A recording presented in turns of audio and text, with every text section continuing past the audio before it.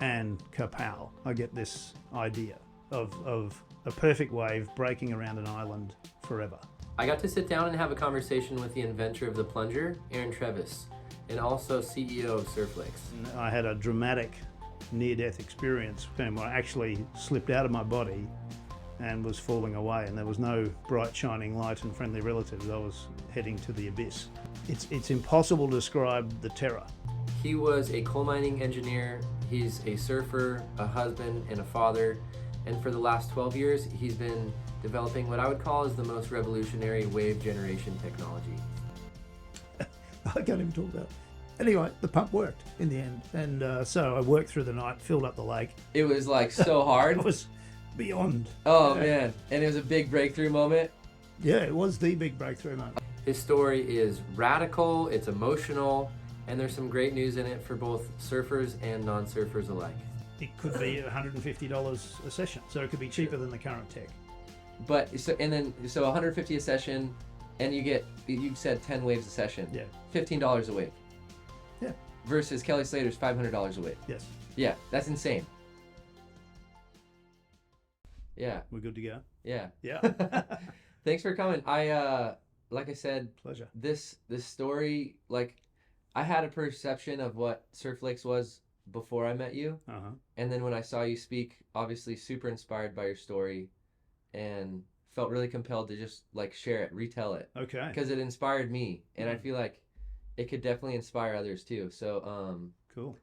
I think, yeah, there's a lot I want to dig into, kind of your story and the origin story of Surflex and the plunger. Yes. We'll go into kind of the development of it, and then where you guys are at now, kind of what your current challenges, so to speak. Yep. And then we can dive into, I think, the future of Surflex, like what it's going to do to surf culture is going to be unique. Yes. So yeah, I kind of wanted to go into that too, but cool. Yeah, thanks for coming on. Pleasure, man. Yeah. Yeah, great to be here. Yeah. Yeah. So Aaron Trevis. Yes. Yeah, founder of Surflex and what most people know as the plunger. That's it. Yeah.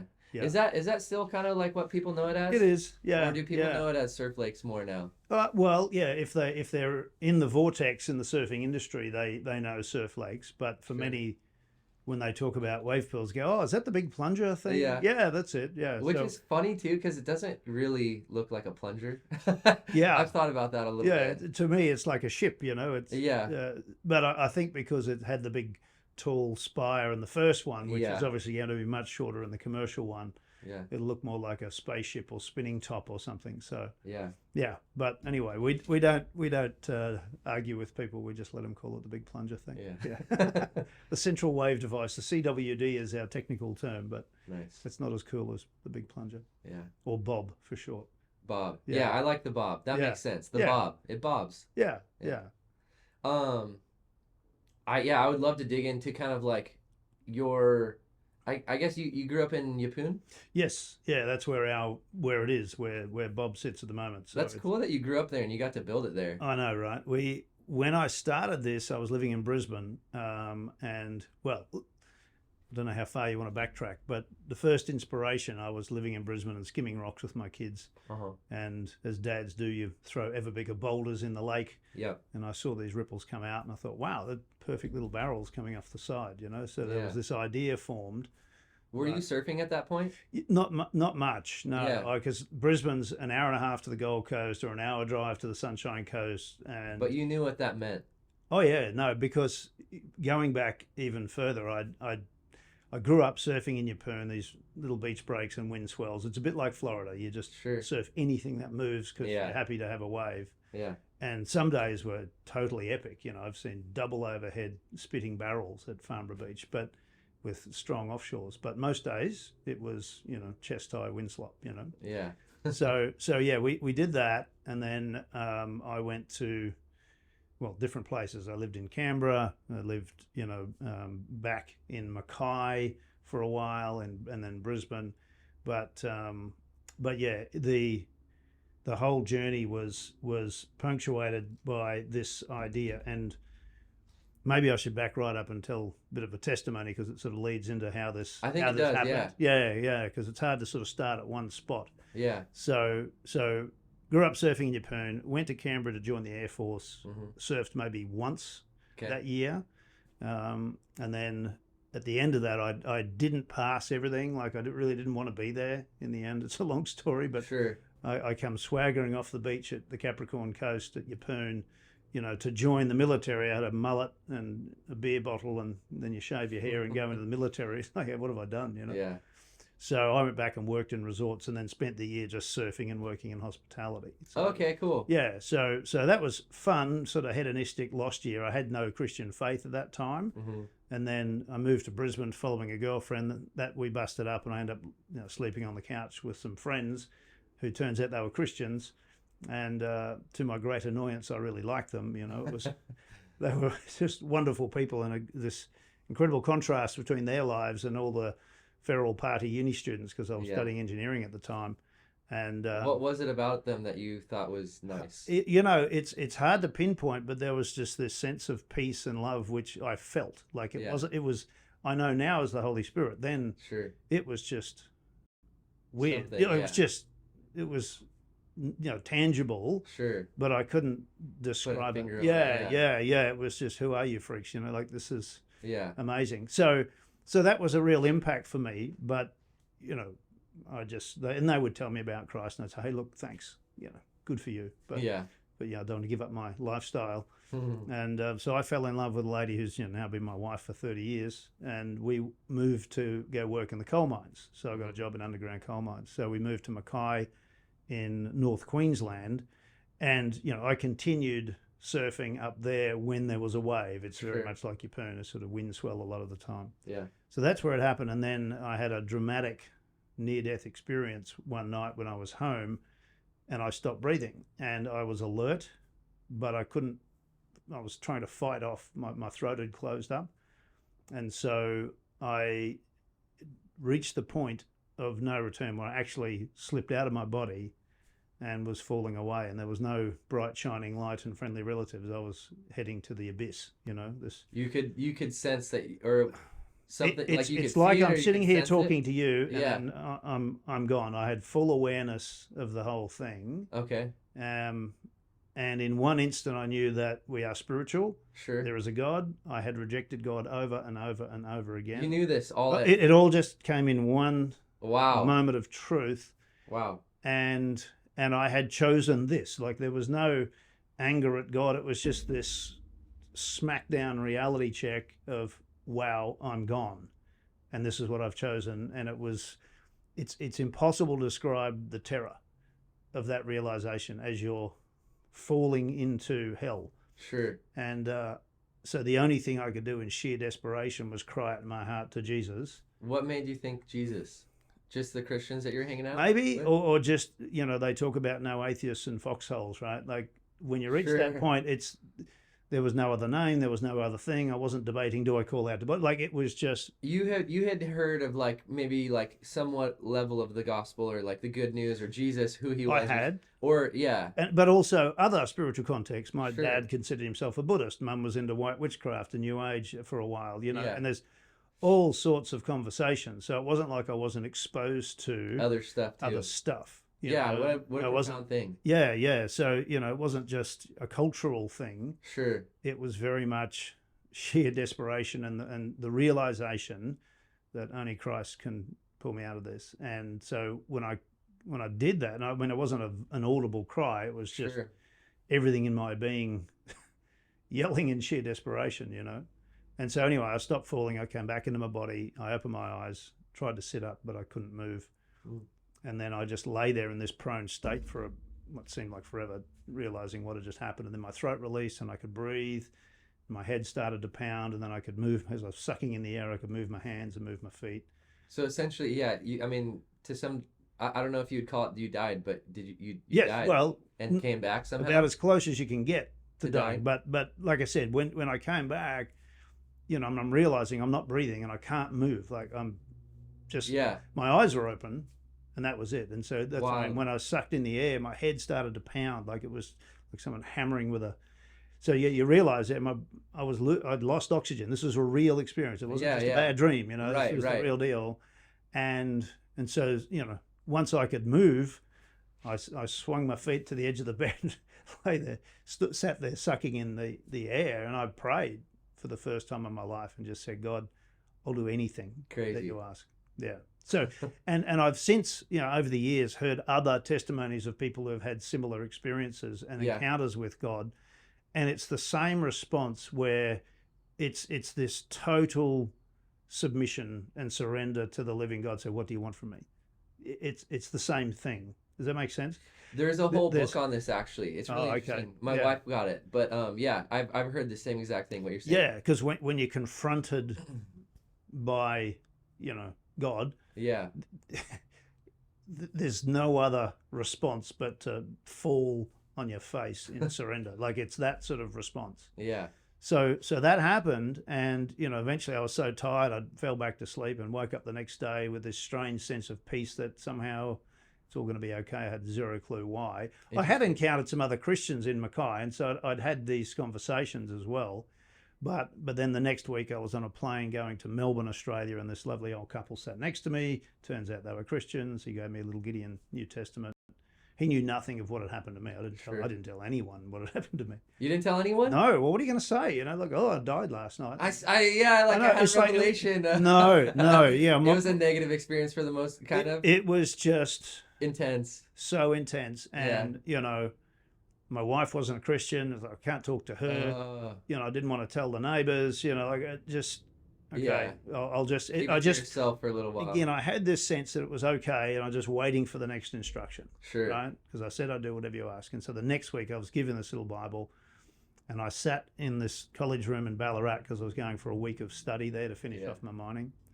And I'm reading the front page where you got all these helps, and in the back there's a summary of the gospel, and it says, there is a God, yes, and then we're all sinners. Well, I wasn't arguing at this point, and the gift of God is eternal life in Christ Jesus our Lord, and then Romans 10:13, Yeah. all who call upon the Lord will be saved. And as I said, that's literally what I did the week before. So there's a section in these little testaments they give from the Gideons that says there's a prayer and surrendering my life to Christ. So I went through that and signed my name in this little testament and thought, wow, what now? Yeah. I guess I'm a Christian. I should go to church. Yeah. And what was funny at this college where all these mature age mining students were there. So it was late afternoon, and I went out to the common area. We're sitting around chatting, and the guy said to me, "Do you want a beer, mate?" I said, "No, I'm fine." He goes, "Oh, you're one of those Christians, are you?" Like I've been saved 5 minutes, and they're in me already. It was I'm already hilarious. getting, yeah. Yeah, I said, well, yeah, I guess I am. Yeah. And I'm please don't ask me anything, because I knew nothing. What's interesting, though, when you talk about sharing your faith with people, I mean, if all I had have done was share that testimony, it would have been the most powerful thing I could have done. Sure. But I just, tried to avoid the topic. Yeah. It was hilarious. I like, and we kind of glazed over it a little bit, but I like that the piece of paper or whatever that they gave you is like kind of in this contract form, and it was a little New Testament with Psalms and Proverbs. And it's on the back page, and they do that. It's like make a call, make a decision. Commit, commit or don't commit. That's it. And I think it's kind of very there's a theme or a pattern, and I think that's like a pattern that I've seen, in your story is like. You just committed right then and there. You didn't take too long to commit. You just made the decision and committed. Well, thankfully, God made it pretty clear. Yeah. It's when you have that type of experience and you're encountering God, and when I'm sitting there in that room and I'm feeling the Holy Spirit, at some point you recognize you have to surrender, and so that was pretty obvious for me. Yeah. So then I went back to Mackay, and I went to church, and my wife said, "Where were you this morning?" "Oh, I went to church." "Oh, really? Why?" So that was a whole nother journey, and it was 4.5 years before she made a decision to follow Christ. 4.5. 4.5 years. Yeah, we'd actually had our first child, Samantha. Dang. And I was praying for Lynn, but really I was complaining to God for 4 years. Come on, Yeah. And it wasn't until I genuinely surrendered and I prayed and said, "God, I'll wait as long as it takes. If she's 95 on her deathbed and she makes that decision, that'll be enough." Wow. The next day we're in the car and she says, "I want to be a Christian." So what? Okay. Yeah. This is another super interesting pattern that as we've gotten to talk more, that is really, especially in American culture, I feel like really counterintuitive, counterculture Yeah. is surrender. It's the same across the world. It's humanity. I've been reading a lot of the scripture every morning, and you look back through the Old Testament, Yeah. and people were exactly the same, maybe worse, maybe better. I don't know, but Sure. it was the same thing. This total theme of, I don't need you, God. I'm going to rebel and do it my way, and it's human across the board. I think too, even though as like someone who maybe doesn't reject God, believes in God, I'm speaking from my own experience. Yes. I have so much ambition and drive and like will to like make it something happen and work. Yes. And the idea of like surrendering that ambition or like that goal or whatever it is that I want to get, that's like hard.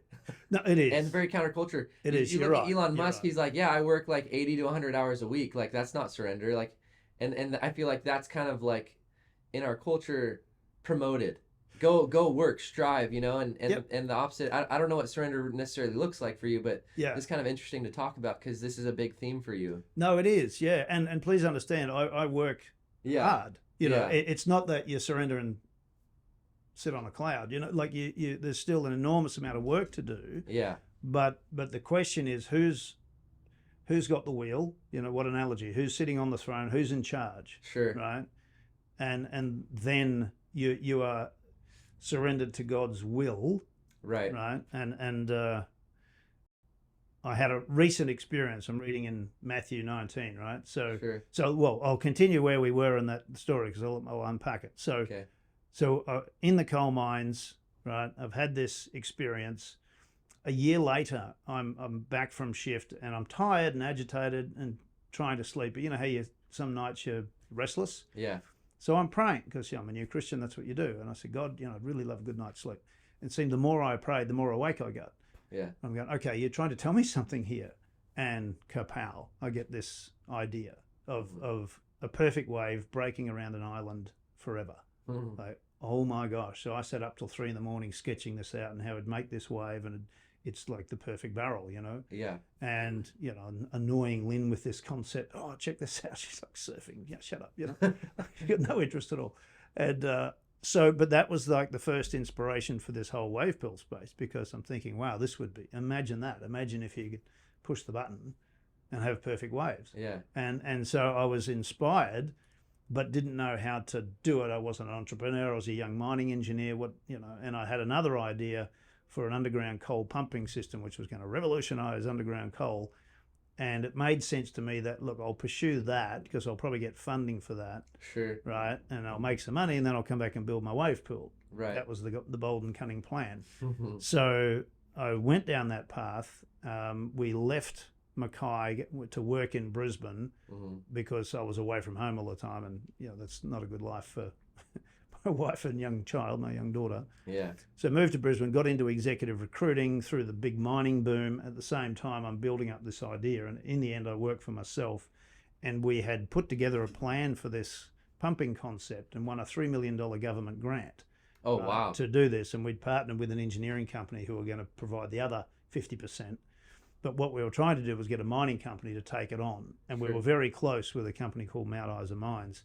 So we're negotiating this contract for them to be the test site and provide the funding, the engineering company. So we had it all poised, and then they got bought out by a company called Xstrata, which was, this global trading giant mining company. And then that scattered the budget and they all, so the whole thing fell apart. Okay.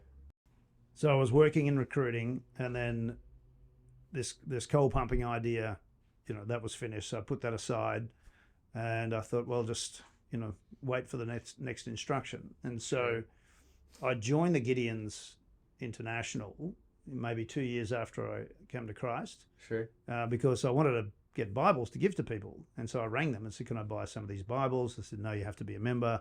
So I went along to a dinner where this guy was talking about, he went to South Korea and they'd given away 400,000 Bibles and saw 10,000 people saved. Wow. How good is this? Yeah. So why didn't you tell me about this earlier? So I joined, and, so I'm a fired up Christian, in the underground coal mines, giving Bibles to the miners, like it was a real wild adventure. That's a whole nother podcast. Yeah.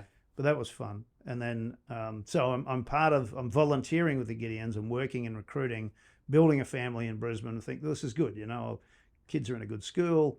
This will be a good arrangement for the next decade. Sure. I had it all mapped out. Yeah.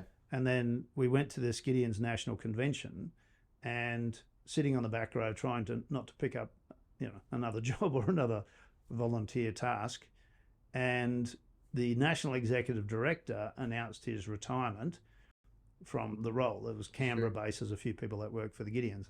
And as he did, it was like the Holy Spirit just punched me in the stomach. It was so obvious. And I just felt God saying, that's your job. I'm like, what? No, I don't want that job. Like, really, why are you telling me this? It just didn't make sense. And what made it stranger is they'd gone through a whole recruiting exercise, and nobody had approached me, and they'd found a candidate from Canada, this successful entrepreneur and his wife, flown them out to that convention, and were announcing him as the replacement. Sure. But God's saying to me, that's my job. I thought, okay, got to stop drinking coffee. This, it was odd. Yeah. So again, I'm not going to tell anyone. Like, what do you say? So I just waited, and we were renovating a house in Brisbane, and then February the following year, so that was October 2007, February the following year, I get a call from the national president. We meet for coffee, and he says, no, that whole deal's fallen away. Been praying about it. We think you need to be. I said, well, funny thing, God already told me back in October, so maybe this is true. And so we went through a whole year of, there's a whole process, and come to America and meet the people. And so the following October, just as God said, I'd sold my house and given up the career, and went to work for the Gideons for, who knows how long. It could have been a 20-year contract, right? Sure. So I was 37 when that happened, and, pretty ambitious, pretty driven. I was a mining engineer and had to give that career up for family. And then I was in recruiting and the mining boom. I'm thinking, oh, this is great. I'll, do this big six-figure income. Well, not big six-figure income, but any six-figure income is useful. Yeah, especially at that time, it's probably pretty good. Yeah. So, and we'd got this house only 8.5 k's from the city that we're renovating. So I thought, we're doing okay. It's gonna be all right. Yeah. And then God says, no, give it all up. And what was interesting, I'm reading in Matthew 19, and so when I first come to Christ, and Lynn wasn't saved, it was pretty volatile. Like, and I'd come out of my carnal background and her out of hers, and so we'd fight regularly. And in the end, I was so furious, I left for a month. Sure. Right. And I'm staying underneath a friend's house, and I'm reading the scriptures, trying to find a way out. It's like, how do I get out of this contract, with this woman? How do people stay married? This is impossible. Yeah. And the more I read, the more I realized that I need to grow up. I need to surrender. And there's a great verse in Matthew 19 where Christ is being challenged, I think, by the Pharisees about divorce, and saying Moses granted them a certificate of divorce, and I'm paraphrasing. Sure. And Jesus said, well, yes, but it's only because of the hardness of your heart. And I thought, I'm trying to please God, and this would not please God at all. Right. You know what I mean? There's Hardening of your heart isn't good. There's just nothing good in what I'm trying to do. Sure. And so I had to surrender, submit, go back, apologize, restore the marriage. And so I did that. And then as we're digesting this move to Canberra, because again, you're in a second career, established, thinking this is going to be great, and God's saying, actually, no, give it all up. And in the next section of Matthew 19, there's the parable of the rich young ruler, right? And he comes to Christ, what must I do? He says, you've done all that. And he says, well, this you lack, sell everything and give it to the poor and come follow me. And he couldn't do it. And then, and I'm reading that thing, I can't be that guy. God's telling me here to give it up, because moving from Brisbane to Canberra, and it's still the same now, it's more expensive. And I was going from a, not quite 200,000 a year, but a solid six-figure income, to cut that in half and get like a graduate mining salary, in a more expensive place. And it didn't matter how you did the budget, there was more month at the end of the money. You think, well, how are we going to live?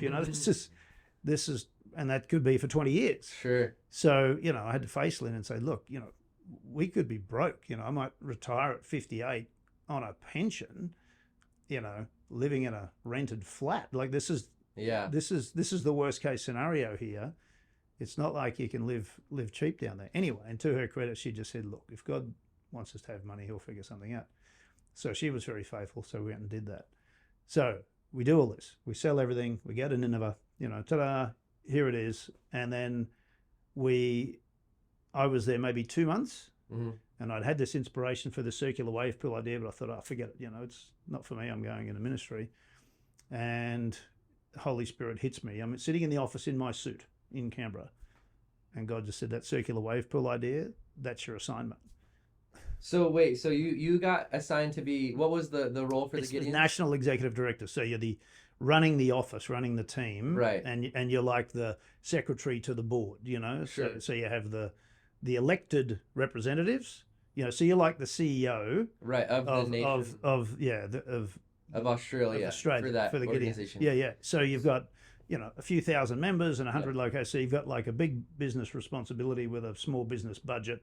It's flogged mercilessly for 6 days a week. For the Lord, it's great. Yeah. So between how long was it between when you got that role to when God says, "Hey, this is your new assignment"? Well, I got the role, October 2008. We went down there, and so it would have been between then and Christmas, maybe like 2 months. Yeah, a couple of months. Like, wow! We've just arrived. I just swung my feet on, just getting settled, and it was like God just said, "Bang! This is like, why? Like, why would you even tell me this? Like, wave pools? It made no sense at all. Yeah. I was actually quite angry, and I was excited because yes, of course, we'd love to do it, but we've just come here. It just made no sense at all. How interesting. So this is kind of why I wanted to get into this, because this is interesting. The origin story of Surf Lakes really is kind of tied together. Like, God gives you a download, you're going to do this role, super random, super kind of like, do you get that very often? Like, does God kind of give you a download? Occasionally. But I mean, these are big ones. Like, this is life-changing. Sell everything, go here. Totally it's that sort changing. of direction changing. Yeah. So, but this one was, okay, because I had a beating with that other project, that coal pumping, I'd gone through. And, I guess I question now, was I really hearing from God with that at all? It was just me wanting to muscle up and do something, which probably it was, but it was still a cool idea. And years later, some mining executives come back and said, oh, we love that idea now that, so you go, man, you do that, take the patent, do whatever you want. But this was very different. This was God, and again, because I'd had that first experience where there's download in the middle of the night, for that first wave pool idea, and now God's saying again, no, this next idea, that's what you got to do. So there's a pattern forming, right? And God's saying, go do it. The problem was I didn't know what to do, how to do it. Like, it was just, all it was a concept, right? And you're saying there was a patent forming for the Surf Lake technology? No, I'm saying, there was a pattern forming for these ideas of how God gets your attention, right? Gotcha. And so he was kind of training me in this process. And then, what I realized in that is the whole point of this move to Canberra was, yes, it's a ministry role, but God needs a surrendered heart. Right? He can only utilize you if you're prepared to surrender. And nothing beats surrender to an ambitious young, wannabe hero and give up everything and be broke for the next 20 years. Like, there's nothing more humiliating or just, okay, fine. I'm done. I'll serve you. Totally. And so that was what I needed. Other people are different. But, I was like the rich young ruler who's struggling with money and ambition and all this stuff. And God's saying, lay it down. So I did. And then he said, oh, good. Now that I can trust you here, I want you to do this, So, but so what I said to God was, look, if this is from you and not me having a caffeine-infused brain spasm, you'll tell me when, who, how. In fact, it's your project. I've had enough beltings already. I don't want to be running ahead for this. So I'm standing by, and I gave the Gideons everything I could for 3 years, and then it was time to start tinkering and say, okay, I feel this. And then Lynn couldn't live down there in the cold anyway, so we gave notice. I went back to Canberra, and of course, as my wife would want to ask, it's like, well, what are we going to do next?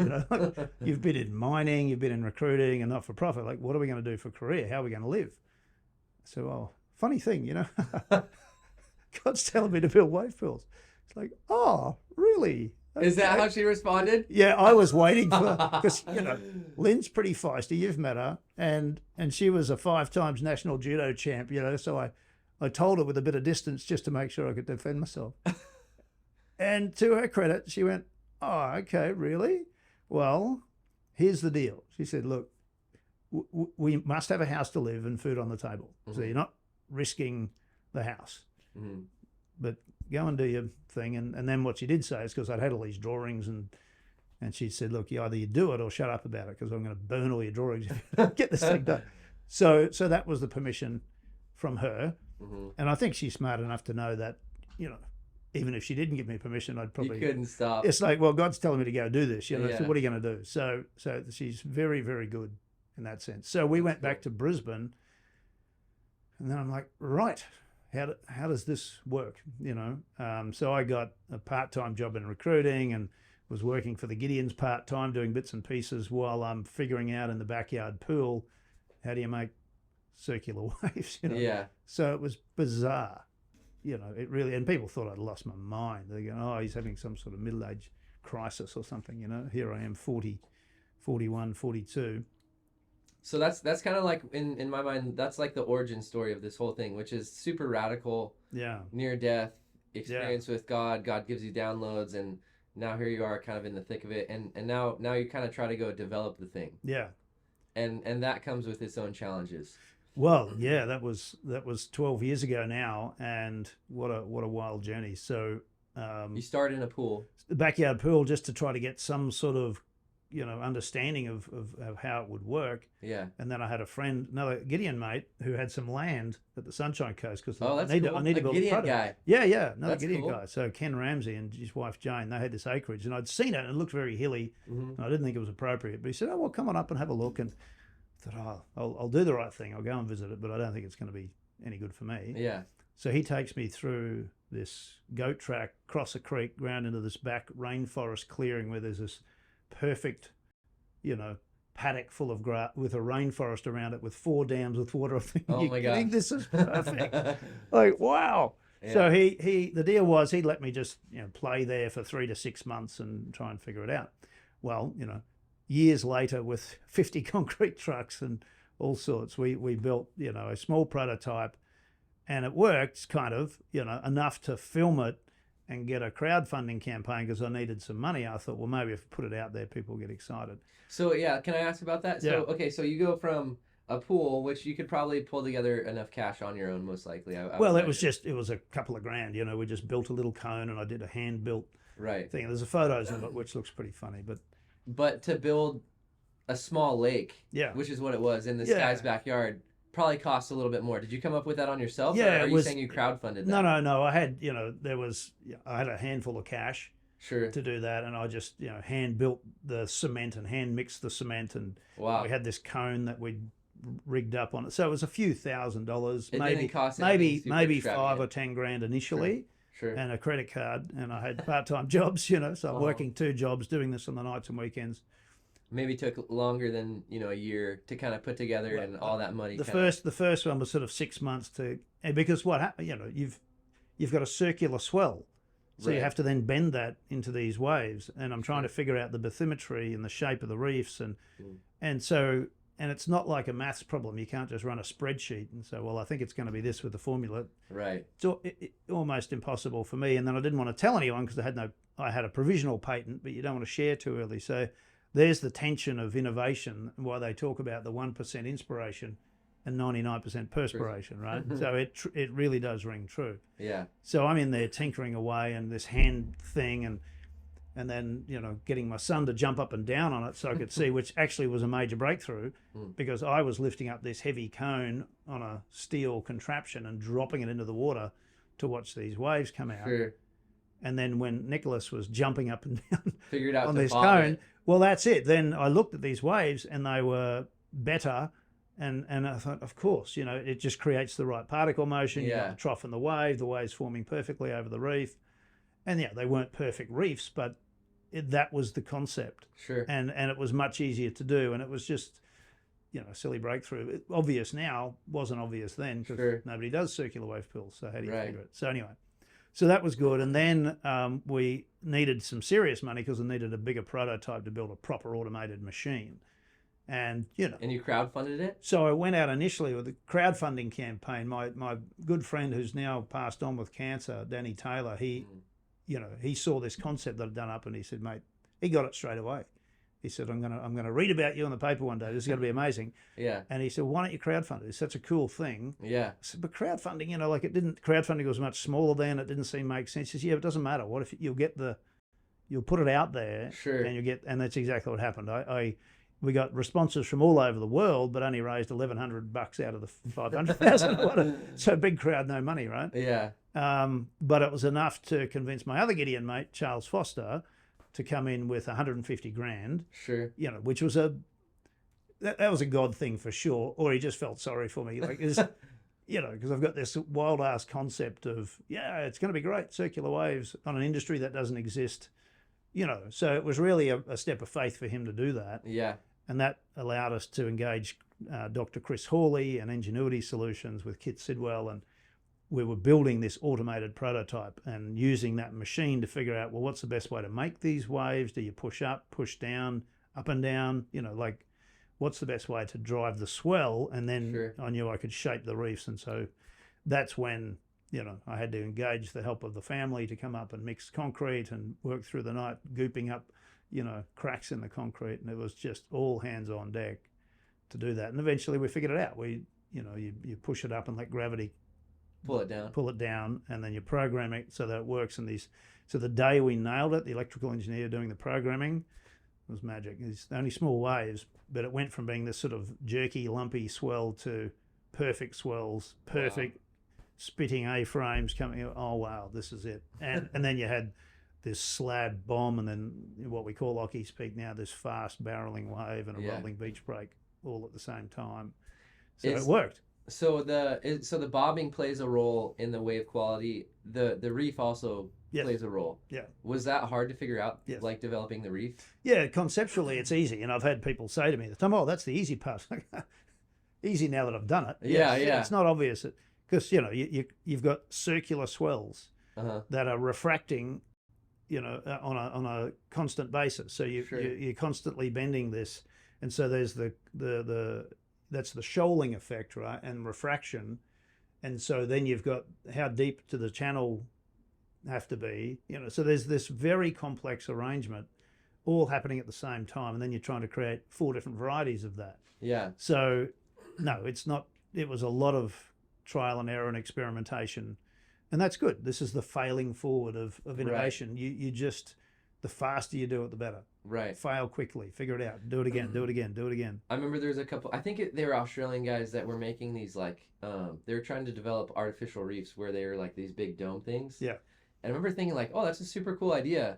But as I kind of think about, because I've been to like reefs all over the world, and I'll look underwater just to kind of like see, and I especially I remember looking at Chopu. Yeah.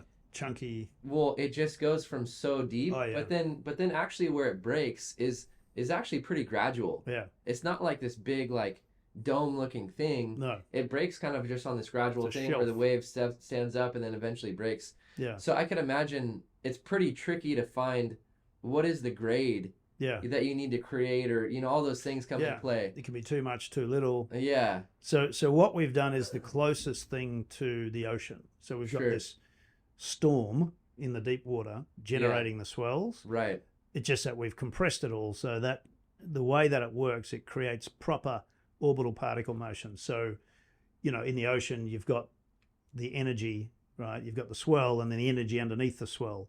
The longer the period, the bigger, the flatter that arc and the bigger that swell. Sure. So that's why long period swells feel the reefs further out and refract more into bays and all sorts of things, right? Okay. So what we're doing mimics that. Sure. But it just jumps out of that deep water of 40 feet to the reef, and it bends it around, and you get this perfect A-frame. So that's been the years of experimentation and trade secrets and all that modeling we've done is, how to make Ockie's Peak like Ockie's Peak. What shelf do you have to create? Right. And the interaction between the channels. And then the slab is a different game again, and the beach break's totally different again. Right. So, and then what we can do, projecting the future, is we are working on then adjustable reef surfaces. So, that's wild. So you'll have not only the variety of the broad shape of the reef, but you can add sections. You can create an air section. You can make it a faster barrel.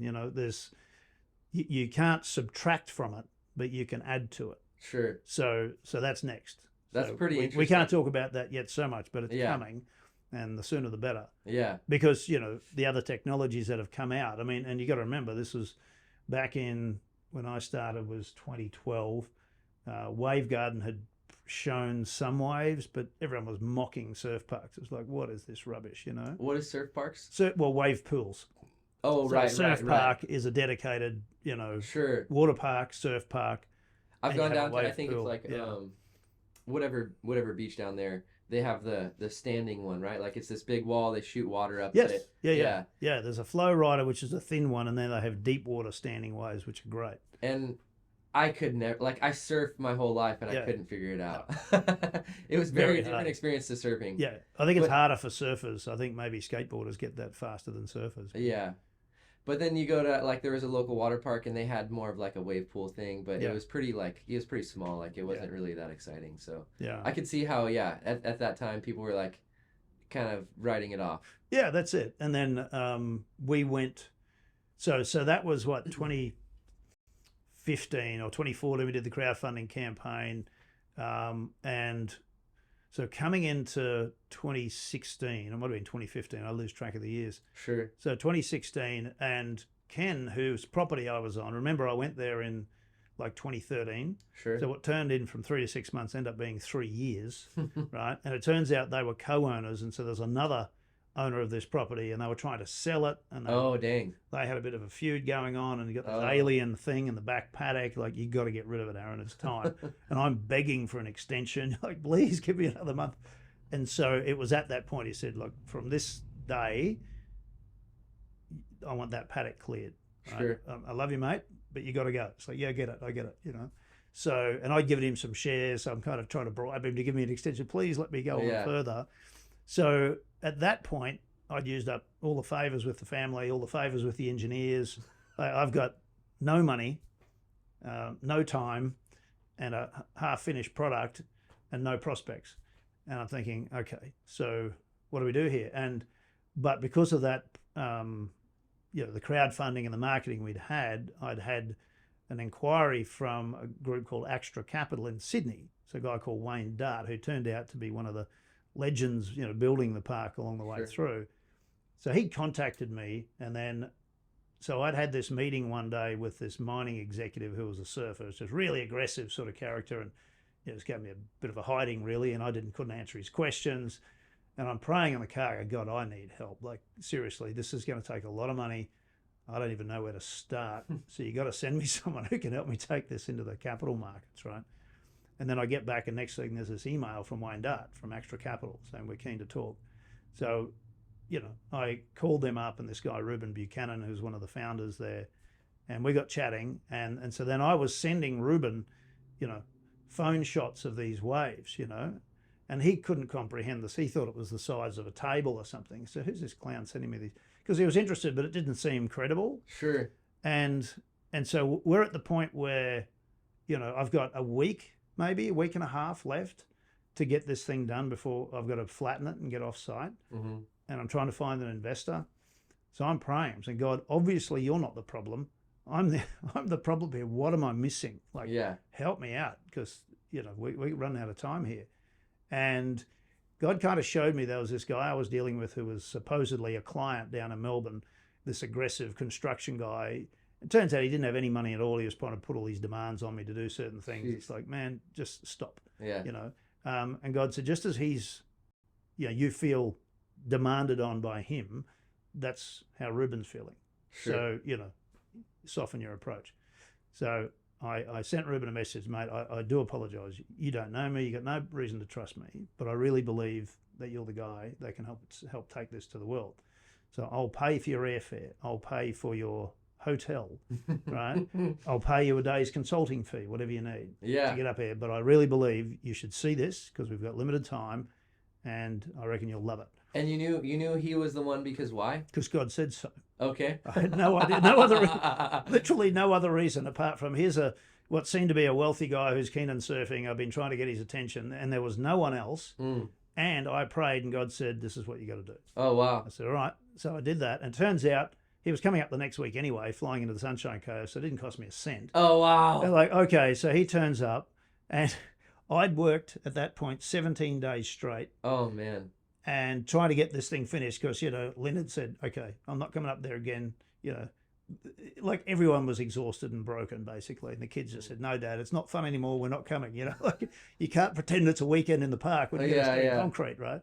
So I'm working my tail off day and night. And then he was due on the Wednesday. And it was just such a blur. I'd had like 3 hours sleep, no hours sleep, and this was the Tuesday night. I'd cleaned up everything. Everything takes twice as long as you think. Yeah. At that stage, I've got a damaged knee. I've got a swollen knee. I can hardly walk. From just doing all just the labor? all this up and down hills. Oh, and, man. like I'm just wiped out like zombie man. And so 5:30 in the afternoon, I'm realizing this small pump's not going to fill up this prototype. I need to kick in the big pump to get the water from the big dam. And it wouldn't work. It wouldn't prime. I'm like, oh no, so I'm ringing the pump shop, see if I can get someone out, but of course that's closed. So there's me, a broken pump, and God, and I'm a zombie at this point. Yeah. And so I lean up against the car and just say, God, what do you want? Because if you tell me to quit, I'm going home now. I'm never looking at this again. Like it's just, I am done beyond done, I can totally relate to that. Oh, just, and all I felt God was saying was, one more time. That's all right. So I had a bucket, right? And I'm limping down to this dam to fill up the bucket to prime the pump. Now, I'm an engineer. I understand all sorts of systems and blah, blah, blah. It was like, we run out of time. This is it. So my only solution was bucket water up, prime pump, fill lake. That was all I could do. And there was no one to help. So I go down there once. It didn't work. And I thought, well, maybe best of three. So I went down there 2 more times and it wouldn't work. And I lost it. And I'm just screaming at God, like, what the hell are you doing? Yeah. Like, you're trying to kill me? It's like, it's a general idea, like surrender, and live. And then I calmed down. I just felt God saying, it's okay, one more time. Yeah. I thought, I get it. I will until. So I just put the cap lamp on and working through the dark, with my stupid knee, limping down to the lake. And I lost count of the trips I did. It was probably less than 50, but it felt like 500, this endless sort of blur. I can't even talk about it. Anyway, the pump worked in the end. And so I worked through the night, filled up the lake. Reuben come at like 9 o'clock or 9:30 the next morning. So I have a shower and, my eyes are just, And you're emotional about it because it was like so hard. It was beyond. Oh, man. And it was a big breakthrough moment. Yeah, it was the big breakthrough moment. Oh, so my gosh. It was that, the good thing is I came to Christ through a near-death experience. And I've since had many of them as a company in this whole journey. So you kind of know what's coming, And it's not that you look for it, but you're not so scared. Does that make sense? And you have to be because, mate, entrepreneurial activity is brutal. Yeah. It's just, because there's a line in the sand. You either get it done or you don't. See you later. There's no sympathy. No one's going to say, oh, gee, sorry, mate. If anything, they're out there trying to take you out and take you to that line. So anyway, Reuben turns up. I put him in this rotten old car that I had, and he's slick Sydney, yuppie entrepreneur, and he's looking at me and he's like, "Is this car?" Like, he's thinking I'm kidnapping is this the him. right guy? I take him down this goat track across the creek crossing, past the dams, and we turn up at this prototype, and he goes, "Oh, okay, this is way bigger than I thought." He was thinking it was, this table-sized prototype. Yeah.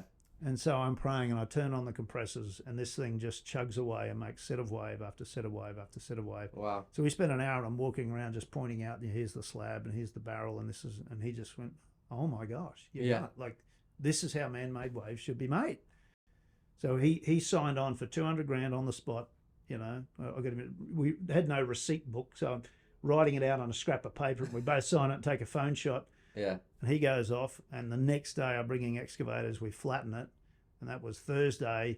And then this is the same piece of land that they told you got to get out of. Yeah, so this was Did Wednesday. you buy the piece of land? No. It was like, Ken did me a favor and I gave him some shares. He wouldn't take any money, but Gotcha. So I gave him some shares just to allow me to be there. Gotcha. Right, but on Saturday it had to be all Level. gone, everything, all gone. So we're running waves on the Wednesday with Reuben, get the deal done, flatten it the next day with an excavator. My gosh. And then by I think it was Friday afternoon, I've got the machine sitting on the back of a truck to go to my suburban property in Brisbane. And then by Saturday morning, it was flat pile of dirt with a big pile of rubble that we did a bonfire on the following night. Which was that like pretty like Yeah. Yeah. Surreal. Like, it's beyond surreal. It's like, Yeah. we're alive. You know? Yeah. We got this promise of 200 grand, which Ruben did, he committed to that. In fact, all the extra team, including Joven and Wayne and a whole bunch of others, come in and committed some money because they got so excited about this. So we went to literally the pit and then come out of that miraculously. And then, funny, I went up there with Lynn with a bottle of champagne and 2 glasses, and we're going to bonfire this thing. So I poured fuel all over this thing, and I'm walking back with a trail of petrol to get to a safe distance, right? Thinking in my head that it's like the cartoons, you light the match and it goes. Uh-huh. Well, Lynn's walking back. She's a couple of yards behind me. She goes, wait. I said, we're far enough. I said, no, it's fine. I put the match down and it just exploded. It was a mushroom cloud boom. Oh, wow. She falls over at the grass. The owner's ringing me because he's heard this explosion. It's like, what's going on? Are you okay? It's like, yeah, it's all good. I imagine, you know, at the end of Star Wars where they win and everyone's kind of like dancing and singing. I imagine there's probably a vibe similar to that of just like, wow, it's done, and like, thank goodness it's over. Well, yes and no, but then it was. Okay, then it was then full the on. next stage, yeah. So then we had to raise money and find another property. And Charles Foster was the original shareholder, and he let us use his place down in Victoria. So he had another, and there's a whole other story there because I was doing some work for the Gideons, staying in his house. Yeah. Right, because he was, one of the leaders of the Gideons at that stage, and he was, our main investor in Surf Lakes, and so I'm giving him an update, chatting in his kitchen with a cuppa. And then I said, and this is before we do the big wave one. He said, oh, what's that? And so I'm drawing out our big wave model on a piece of paper. So this is how it's going to work, and they're going to be 20-foot waves. It'd be amazing. And so you were thinking 20-foot waves even back then? Yeah, from the beginning. Yeah. Okay, wow. So anyway, I've drawn this thing out, and he goes, oh, I'm a fool. He says, I've got this farm up north of Melbourne. I've just renovated one of the dams. We could probably build a prototype there. Yeah. So let's have a look. We jump on Google Maps. His dam is the exact shape I've just drawn. Oh, wow. Like, you're kidding me, right? We were just giggling like kids. All right, I guess we're going there. So it was all these God moments just silted through. And so we went to Charles's place up in Broadford, Victoria, and that was the next phase, raising money, building a 1/5 scale, and a whole nother tale of agonising days and nights and freezing winters. But we got it done, and we used that to get the promotion to raise the money to get to Yeppoon, because we were then looking for a big site all up and down the coast, from Victoria to Cairns, all the east coast of Australia. And, at the final hour, we got another Christian guy who owned 1,600 acres and let us, dig up another part of his land for free. Wow. And the city council let us dig it up without any approvals. It was just That's ridiculous. pretty rare too, right? Utterly absurd. Yeah. Yeah, it doesn't happen. Wow. So we got this free kick from So there was like a provision, right? Like there is provision. Yeah. Like, I started writing them all down. I need to finish the list. This is gonna be a book one day. That's right. For sure. Yeah. No, it's crazy. It's really crazy. And so we go to Tony Champion's property, and we're raising money. Ruben's fairly aggressive about it. It was his game to raise the money. He's building the story. And I only want to do 6.5 million. I told him it was going to be 10. Yeah. I said, no, we won't get. Well, it's all right. The budget's 6.5 then, and the engineers thought they could do it. Ended up costing 12. So we're 2/3 of the way through this build, and everything's getting more. We had to keep raising money while we're doing the build. It was a nightmare. Like, it was unbelievably difficult.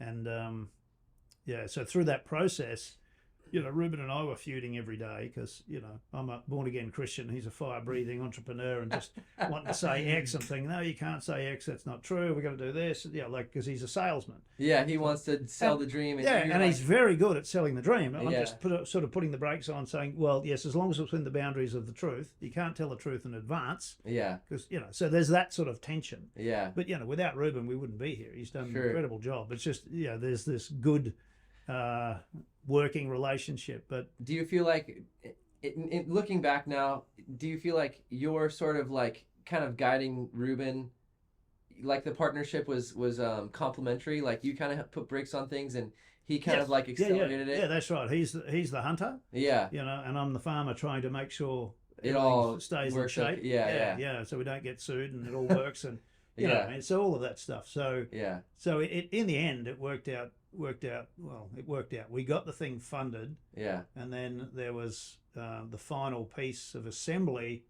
They built this central conrod which looked like a drinking straw, and so I had this argument with all the engineers and the manufacturers, and said that's just going to break. They said, "Shut up, Aaron, we know better." Because a week later it broke, and so we were, almost insolvent as a company at that point. Dang. What's interesting though, we had gone through the process of finding a chairman for the board, right? Yeah. I wanted to have a king. You've heard that story before Yeah, in the scriptures, Israel. right? So, and it made sense because we wanted to be a credible company and raise these millions to get going. Mm-hmm. So we found a guy, and I wasn't entirely happy, but I was like, oh, it'll do, it'll be fine. It turns out it was a really bad idea. So you say it like that because in the Bible they say Israel says we want a king. Yeah. And I think it's something about like God's like, well, okay, be careful. Yeah, be careful what you wish for, kind of. That's Yeah. exactly that. It was exactly that. Yeah. So there was a lot of good. Don't get me wrong. He was a brilliant guy. Sure. Just the wrong time. Sure. And as I learnt later, you need to have the right people at the right time. Sure. So guys like him are better coming in now, Mm-hmm. but not then, because it was pure, entrepreneurial energy, and you got two founders. And it was good that he sort of, pulled us to our corners and managed it in a disciplined way, in a sense. Sure. But yeah, also there was some things that went on, and they tried to, shut down the company and sell it off to undisclosed parties for 5 cents. Wow. So there was this whole drama that unfolded the following year, and I had another decision to make: is, God, what do I do? Do I go with them or do I back Reuben? What's the deal? And that's when it became clear to me, like, I'd prayed and God had sent Reuben. These guys, I'd run ahead and tried to appoint, Sure. a king myself, and it was disastrous. Hmm. And so God's a better recruiter, as it turns out. And so Yeah. Reuben and I backed each other, and then Charles Foster came on as chair, and we ran into a guy called Don McKenzie, which is a whole other story, from the Adizes group, and he showed us how these companies have, phases of growth, and you can manage your way through that chaos. Oh, that's There's a cool. very predictable pattern of behavior. Sweet. It's like, wow, okay. So Don was a godsend because we helped us rigorously as a team pull together and work through all of the junk that we needed to do to get to the next stage. That's amazing. It was amazing. And so that's kind of the story, I feel like, for the development part, which Yeah. is like challenge after challenge and provision after provision. Yeah. Like just a radical like level of provision. Yeah. I think a lot of people wish they had some kind of like connection to God in that way, where there's like, yeah, like we just need it to happen and God provides. Yeah. But I think the reality, which you've kind of described here, is it's not that easy. Well, no, yeah, it's pretty stressful. oh, it's incredible. I mean, Yeah. you're, and this is part of the process, where, God can only use you. It's like the seed falling from the tree and dying, and then it's new life. Yeah. That's how it works. Unless you are surrendered and prepared to give up your life, then it's hard for God. And that's faith, right? Sure. Without faith, it's impossible to please God. You have Yeah. to have that level of faith. Now, the bigger the assignment, the more character he has to grow, the more pain you have to go through, the more testing you're going to get. And so, Yeah. when you see all that, you think, oh my gosh, like, are we there yet? Can I relax? Can a I little stop bit? hurting now? Yeah. But thankfully, there's been a lot of blessings along the way. Right. But not a lot of time to just sit, rest, and enjoy the waves. Like Sure. I've had less waves than half the team. Yeah. But it's been incredible because it's gone from a spark of an idea, to a sketch on a page, to prototypes, to now a genuine global opportunity that's infinitely bigger than I could ever imagine. Yeah. And thankfully, I was never shown that, because if God showed you that at the beginning, you'd be like Jonah and run the other direction. You know what I mean? Like, Yeah. really, Yeah. I had no clue what this could be. Yeah. And so it's, I've just learnt along the way. And I was reading this morning in the book of Joshua, right, when Moses commissions them to go into the promised land. He dies. He was still vigorous and what have you, but God knew he couldn't be the guy to go across. Yeah. And there's in the end of Joshua 1, it says, only be strong and courageous. And it sort of hit me this morning. I thought, there's the instruction. Only be strong and courageous. So it's not an option to have a sooky day and, to be whinging and dismayed and cowardly. it's not optional if you want to serve God, if you want to have faith, if you want to actually follow Christ. Yeah. Does that make sense? Yeah. And then you go into Revelation 21:8, and it talks about, who's unfit for heaven, and it starts off the cowardly. And I always look at that and think, what's it? Says the cowardly? Cowardly, and goes through the unbelievers and the abominable and sexually immoral, etc. But the first one is cowardly. And you think, and I always, it sort of bothered me a bit. I thought, wow, he's put that well ahead of, feral sexual behavior and liars and cowardly. Mm. And then when you go through this type of process, you understand faith. To have faith, it's only be strong and courageous. There is no faith without courage. Sure. Because God will only call you to things that are so beyond you that it's scary. Yeah. And you have to have courage. Look, it's not optional. Yeah. And Heather, if you believe in God, then it's the most insulting thing to be cowering and cowardly and scared and run away. Right. Because it's not trust in Him. It's the ultimate in lack of trust. Yeah. Lack of faith. Right. Does that make sense? Yeah. And so this has been the journey for me is because you have days where you feel like a coward, you're just trembling in your boots. Yeah. And that's not good enough. Because God's saying, well, don't you trust me? Right. And so that's why He's taken me through these things, which seemed horrendous at the time. I can only imagine. No, honestly, it's just horrendous. You just think, but you reach a point, and I did that particular pump. I keep a photo of that pump to remind me. It's like I reached a point where I would rather die than fail, because I had, chest pains, my head was pounding, my knee was like I felt like I was going to die. And I didn't care. It's like I'd rather die than fail or disobey. That's a useful place to be. Yeah. That's when God can say, right, let's do something great. Yeah. So, sorry, shouldn't talk about that. But anyway, but this was the encouragement. It's the encouragement to everyone, because it says only be strong and courageous. Yeah, radical. So yeah, radical. No, that's yeah, it. No, so that's it. So and the challenge is, if you look at the modern world and the modern church in many ways, there's so much comfort and, be blessed. It's like, no, God wants you to die. Not in a literal sense. God can only use you if you're prepared to give it all up. Sure. So this idea of being blessed and wealthy and I want comfort, like, no. It's completely the opposite. It's the opposite. Yeah. That's the fruit that you'll get. Yeah, maybe. Sure. No guarantees. Sure. But the whole point of the exercise of walking with God is that you have to be sure that you're sure that Christ is the number one.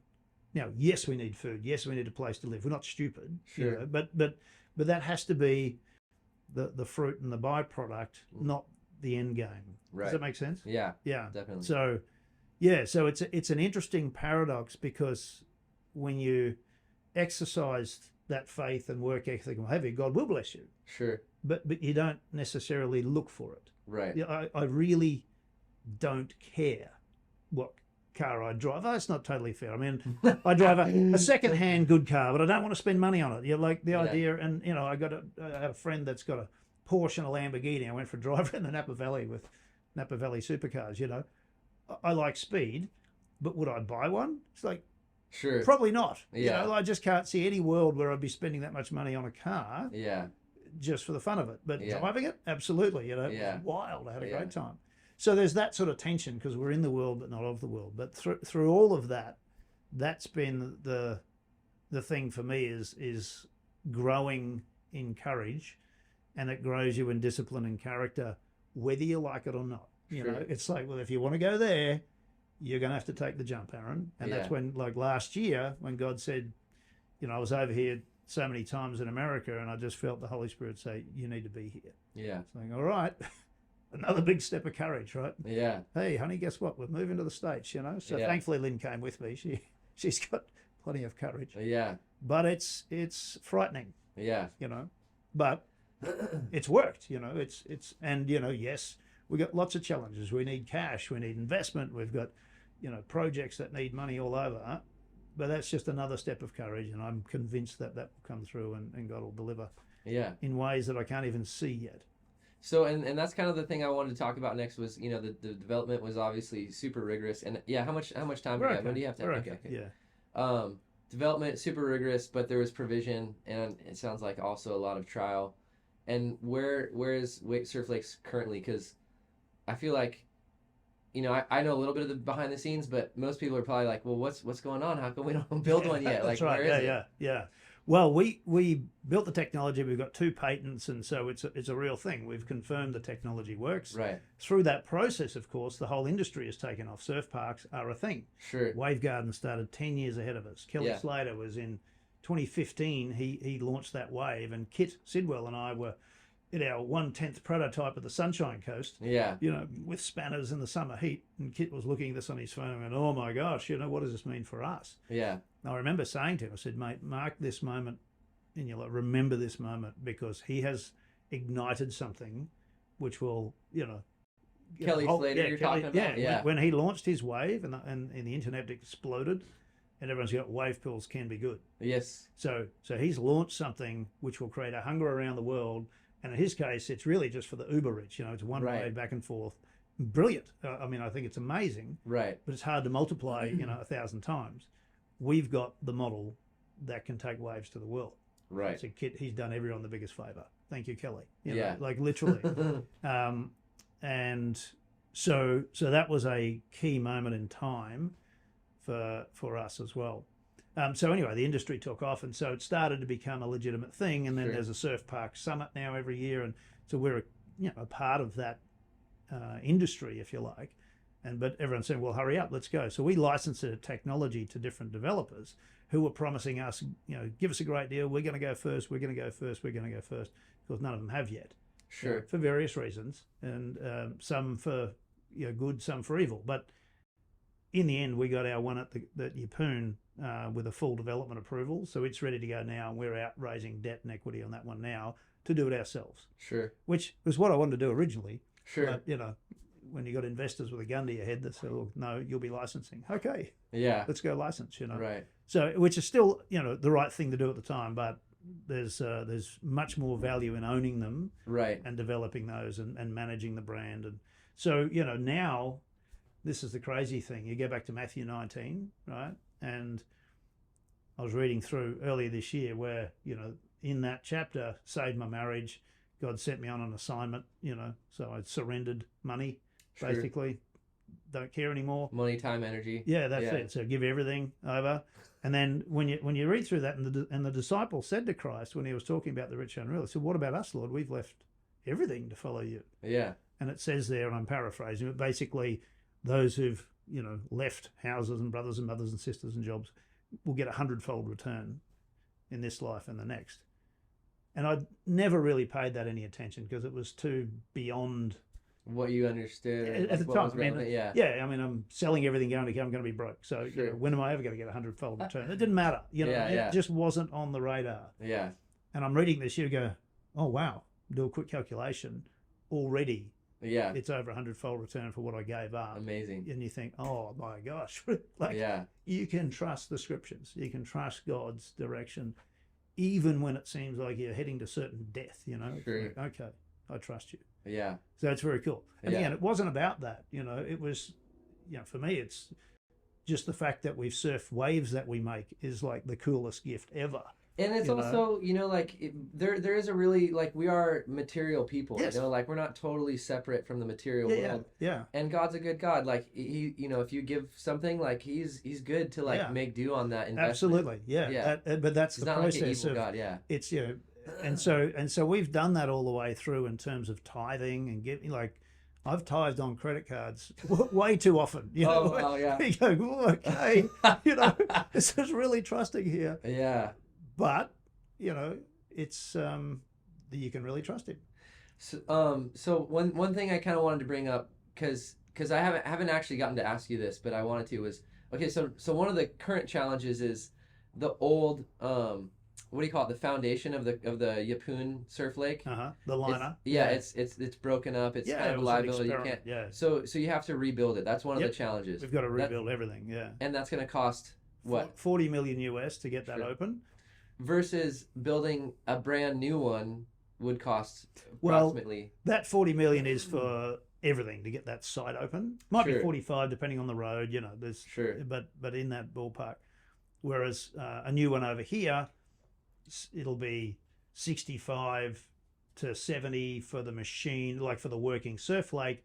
Then you've got all of the landscaping, the site works and land. So, they're typically $100 million projects. Yeah. When you add all that up. It's big. Yeah. And all the other technologies, whilst they, we're going out saying it's $20 million, they're all 65 to 80 million anyway. Yeah. So yes, we are more expensive, but we're 4 times the waves and bigger waves and all the rest of it. So it's all about capital and the cost of capital. And once we get over the first one, that cost of capital will come down and we can roll them out, at 2 at a time, 5 at a time, 10 at a time, Yeah.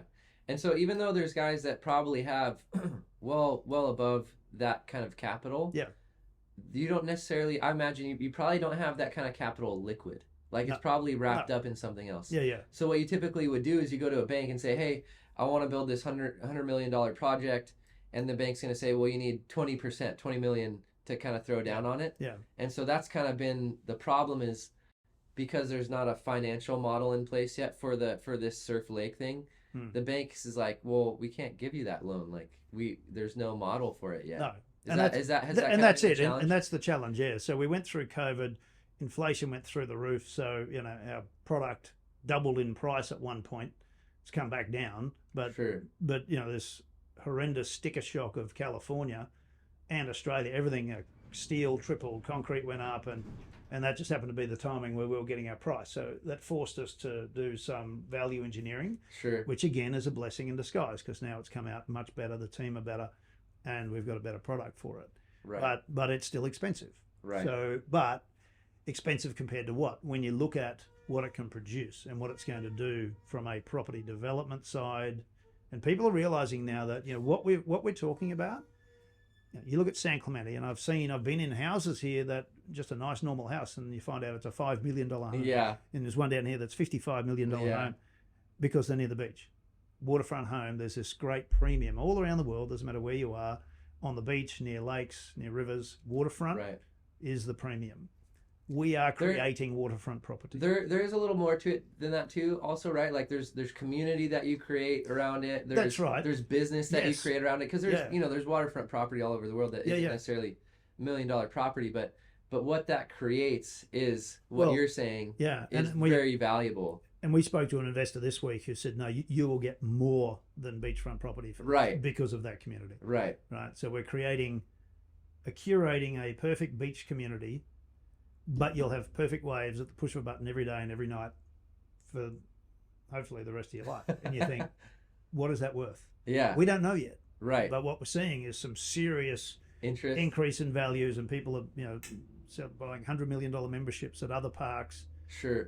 So the theory plays out now in reality. There's enough evidence there of not only surf parks booked out to get a wave, and people are paying $200 a session for 1 hour of waves that aren't as good as what we're making. Right. And then you go to Kelly Slater's, it's $500 a ride. Right. Now that includes your food and beverage and accommodation, but it's still, that's the average cost. Right. So it's a real thing now. So the industry is real, and our technology's proven. We're at the point where as soon as we get that first one open and proven, and we can show the full size waves and the finished waves, we think it's going to erupt. Like it's just shocking what it can be. And I want to dig into this, because I think this is the part where, and I've told you this, when I first saw the Bob, I saw this huge infrastructure and these teeny little waves, and thought, what's the point? It's a gimmick. Yeah. But as I'm starting to get to see behind the scenes and your vision for 15, 20-foot waves, and the quality of those waves, at the cost, that would be a bigger machine to make that, of course. Sure. But at the cost of what would a 10-foot, if you're gonna go surf a 10-foot wave, what would that cost you on average? Like just theoretically, like, as in now, or okay, so Kelly Slater's is 500. What would that cost in theory at a surf lake? Or well, I mean, ours is incredibly efficient. So to produce bigger waves with a bigger machine, it's a capital thing, and the operating cost is higher. But from a consumer standpoint, I want to go surf that wave. What would that cost me? Yeah, well, it could be $150 a session, so it could be cheaper than the current tech. But so $150 a session, and you said 10 waves a session. Yeah. $15 a wave. Yeah. Versus Kelly Slater's $500 a wave. Yes. Yeah, that's insane. Yeah. No, it's a total industry change. So you get a quality of wave Yeah. that is amazing. Yeah. At a fraction of the cost, which Yes. all of a sudden that makes it so much more scalable. Correct. And not only that, but instead of I don't know how many people can be in the pool at once on Kelly's wave, because Kelly's I would say a dozen. I would say Kelly's is kind of like the gold standard for quality, meaning Yes, you're right. it's long, Yeah. it's got a good wave that you can actually yeah. surf It's versus some of it's the other superb. wave parks. Yeah. But the quality of this wave is actually in some ways I think better, but the cost is so dramatically lower. Yeah. It just makes it so much more accessible. And not only that, you can have, okay, so back to that point, Kelly's wave can hold how many people at one time? Well, it's about a dozen people. Well, not in the water. I mean, Sure. you might have, I don't know, 4 people in the water at one time, Sure. because you got people in the poaching position, right? Sure. So they all hope that I'm going to fall off. So, and I've been They there a can couple come of grab times one, because yeah. our builder has paid for it. It was amazing. Yeah. But yeah, you don't want to be in there with great surfers. You want to be in there with surfers that aren't as good as you. Sure. So they fall off and you get away. You get a free one. Extra one. Yeah, that's right. But I was kind of the guy that was, Doing the falling? I was there with some guys who were, from McCarthy, and they're just great surfers. Oh, They gotcha. never fell. So I got my wave, and sometimes I'd share deliberately or accidentally. Yeah. Yeah. So a handful of guys, right, Yeah, in the yeah. pool. You can have you've done the math. You can do 200 people in the pool at one Yeah. time. Well, actually more if you put beginners on the side whitewater as well. So 200 to 300. That's insane. Yeah. Yeah. Not at that full size. That would be shoulder to head high peaks. Sure. But still, you can do that. And then Yeah. when you get up to the full size, you can have 180 in the water if you stack that full of learners. Right. Plus, you can put people in the channels on kayaks and all sorts of craft, just riding over the swells, looking at the waves, Yeah. swimming around, being a part of it. So it's very, very productive. Yeah. It's Scalable. 4 surf parks in one, with the beach that goes to it, and then you can build lagoons and all sorts of shoreline shapes, coves and bays Yeah. out of there. So it's a pretty crazy world that's coming, because you think of this San Clemente, right? It's the epicenter of surfing in America, and you can recreate that, Yeah. only better. Yeah, you think of, real estate around San Clemente, real estate around North Shore. I mean, I went to Indo, I went to Bali, a few years ago, but I haven't been back since, but that real estate has boomed from what I've heard.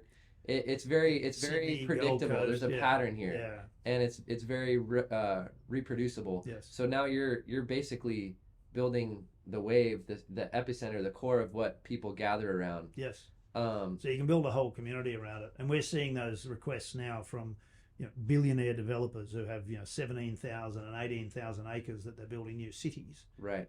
and they think, well, we want to have beaches and waves. Well, who are you going to call, right? Well, Yeah. we can create an entire beach ecosystem with waves firing everywhere. Yeah. So yeah, it's the equivalent of recreating Southern California in Florida or Utah or wherever you want to put it. Yeah. Yeah. And one of the things that I don't hear talked about too much is, and I haven't surfed it, so you got to speak to this a little bit too.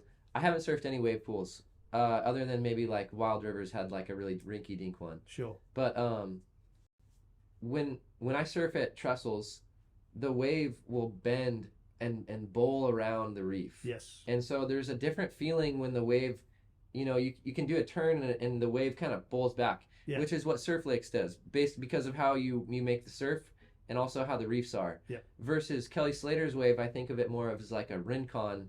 I can imagine it like this. What people have said is like, when you go do that same turn, you're kind of like losing power as you go out on the shoulder. Whereas at Trestles, because it pulls back, you actually gain speed through Yes. your turns. Yeah. And so it's a different sensation. One that I think doesn't get talked about, but it's actually, in my mind, I highly prefer it. Like, I prefer the trestle style where you gain speed through the turns, Yeah. or you gain speed kind of as you go out into the shoulders sometimes. Yeah. Versus the shoulder has power, right? yeah, versus the opposite where it's like it's almost dying and you can't really go use the shoulder as well, or I guess Yeah. it's just different. It It's is, different. and that's two things. It's the way the waves are made. Right. So in Kelly's case, they make a soliton wave. It doesn't have that particle motion, so it's more of a wake type. Sure. So when it's in the barrel section, it feels just like a real wave. Right. But out on the shoulder, Plot twist. Unfortunately, my phone ran out of memory while filming this, but the footage was and the conversation was so raw and so good and authentic that I couldn't just like not share it. It was too good. So I'm gonna give you guys the next 15 minutes of Surf Lake's waves while we finish our conversation, and back to Aaron describing the wave that it produces. it's kind of odd. It's you sort of feel like you're skateboarding down to the bottom or something. That's just not right. Right. But obviously the pros can milk the speed and make it Yeah. look great. But us, But I've heard them complain a little bit about it too. well, it's not an ocean-like wave. It is a perfect wave and it's Yeah. an amazing wave. And it's long. It's Yeah, the that's longest right. one around, That's probably. right. Yeah. So Yeah. But the way that it's made, for example, Greg Webber's technology, if he ever gets it up, would be more like an ocean wave. It'll create particle motion, because of the Kelvin wake and the formation of it. Sure. So it will be more of a trough and proper barrel and what have you. But his challenge is getting one built. Yeah. So ours does that. And that's the shock from everyone that goes there, is that the feel of the wave. It's like you could be anywhere in the ocean except it's perfect Right. every time. And then they get shocked by that. That's and nobody's dropping. So all the benefits of wave pools are universal. It's like nobody's dropping in on you. You get waves to yourself. Yeah. You don't have to have the paddle battle so much. Yeah. But because we're rotating people in their group in sets, and then the waves feel just like. So once you get over the sticker shock of the machine, the actual ride is The experience. pretty amazing. Experience is amazing. Yeah. And so if you look at Waco, it doesn't have much of a shoulder. Yeah. Now I think what they've done in Boa Vista, because they've created a longer one and they can give it more, shoulder and power. Yeah. It looks very realistic. Yeah. But it's only one wave. Yeah. When you're running that long wave, and it's the same with Endless Surf, when they run their long wave, you can only have 6 people in the lake plus a few beginners. So it's not very productive. Mm-hmm. So you're either paying a lot to have a shoulder high wave to yourself, or you're running dinky little waves productively with a bit of Seiche effect in there. So there's a whole, I won't go through the whole technical explanation, but there's a whole bunch of reasons why, I guess if there's been any disadvantage for ours, they are A-frame waves, so bigger peak and they wind off to a smaller, shoulder in the shore. Yeah. But that's what Trestles does. Right. Right. It does that. It starts off huge and it does taper off. Yeah, that's right. But you still have power in the end section, and ours are the same. They feel like a real ocean wave. You can still milk that last bit right to the end. And we've seen Dingo get 17-second rides from start to finish regularly, in 7-second barrels, and often get a 7-second barrel going left. So it's pretty amazing. I've surfed Porto Escondido, and it does the same thing. It'll start off 10 feet. Yeah. And I kind of have to tell myself, just make it, even if it closes out, just make it, because at the end of it, it's probably only 4 to 6 foot. You'd rather get cleaned up at the end section than the front, right? Yeah. So I think as far as just the quality of wave goes, this is going to be such a high quality of wave, recreate what the natural waves feel like well, and at a cost that's just unparalleled to anything else out there, that it's going to be just scalable. And that's kind of where I wanted to end this too, was the impact that I think this is going to have on surf culture and just kind of the surf industry is going to be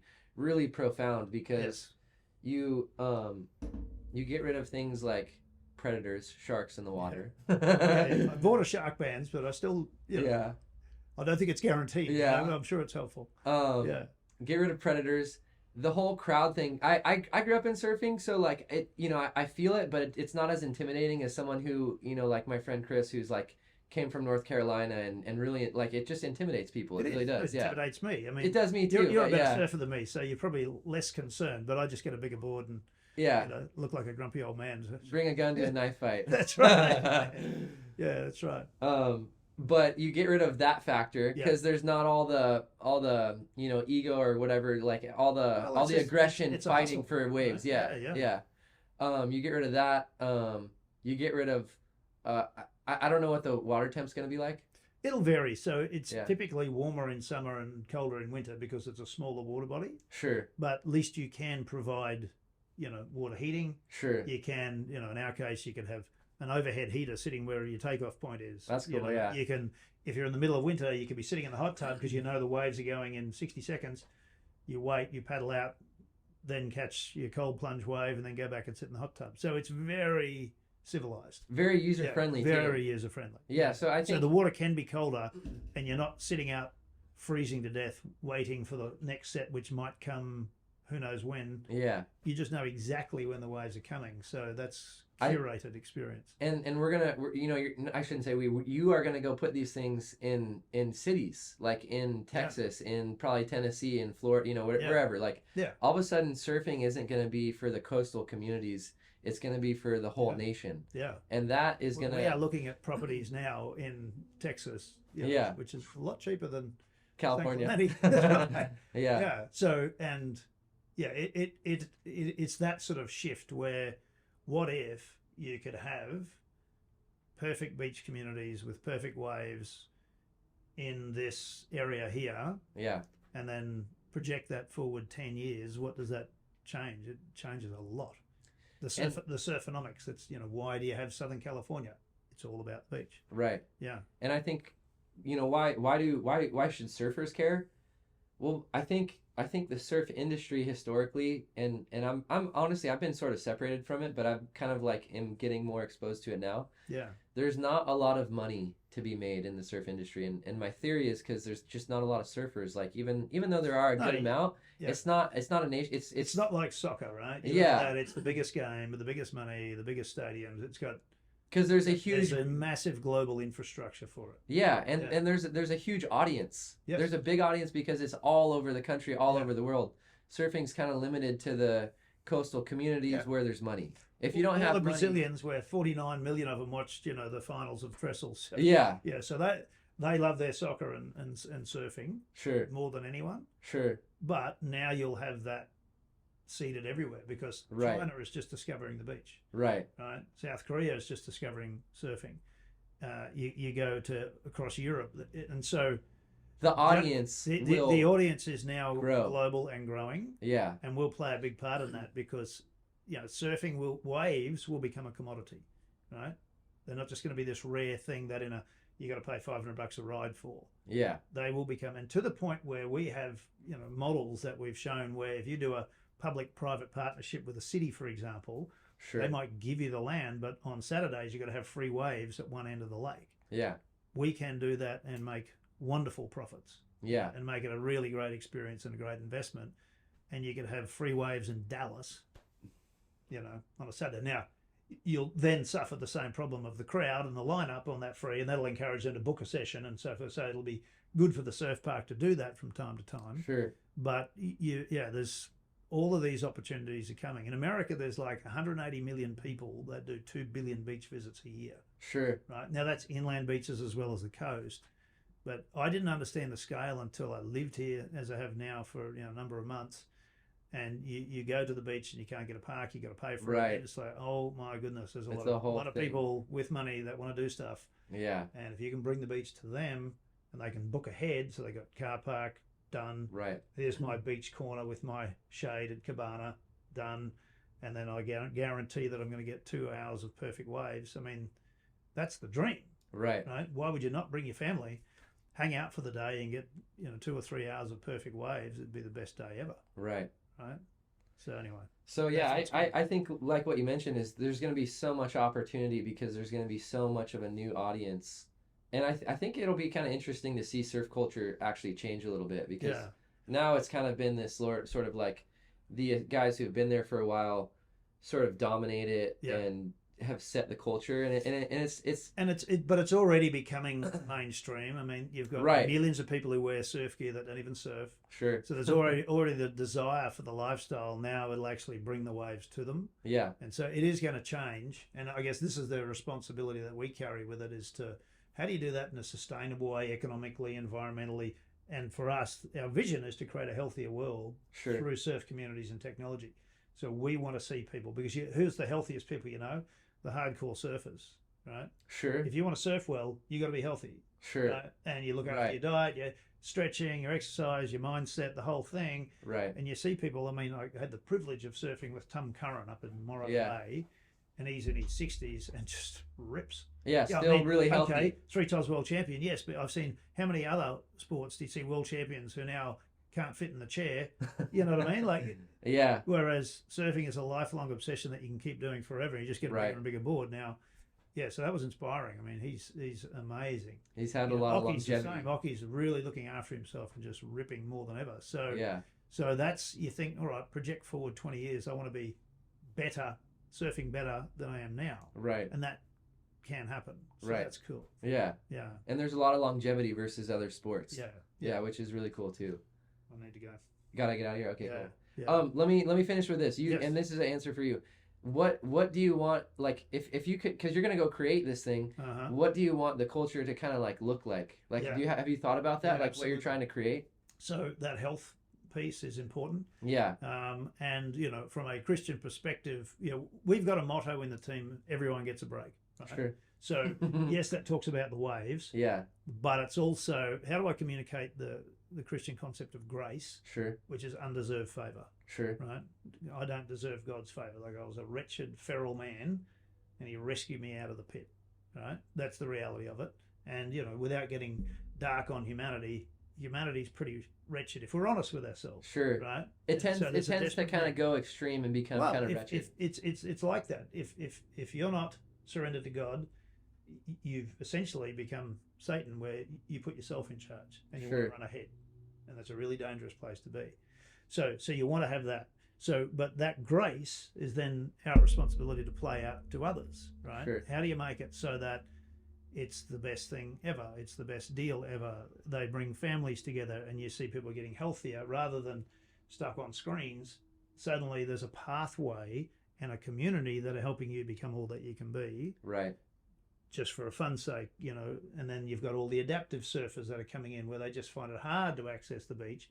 We can make that. So there's just layer upon layer upon layer of community benefit that we can see that will come out of it. Right. So that's tied up in that motto of everyone gets a break. It's like, it's about others first. Sure. If that makes sense. Yeah. That's cool. So if the culture we build in our core team, which we have, and then in the parks as they come, is that, you know, we're here to serve others first, Sure. and then that will flow out into the surfers and the community. So that can change Communities. for the Yeah, better, for sure. right? Because suddenly, okay, and then there's all the other job opportunities and economic benefits that come from it. So that's huge. 100%. But it's got to start with that culture, because surfing can be a very obsessive, selfish culture, For sure. particularly in the aggressive lineups of snapper and what have you, where it's a gladiator sport, right? Yeah. And, you know, so this can put a real positive, you know, Influence core on that. influence through the whole thing, which we need to. Otherwise, it'll become, you know, a hedonistic chaos Right. if we don't deliberately lead with that, which is what we're trying to do. Right. Yeah. Love that. Thank you. No worries. Yeah. Thanks Thanks for bro. Yeah. talking to me. So, thanks. Yeah, that was fun. Yeah.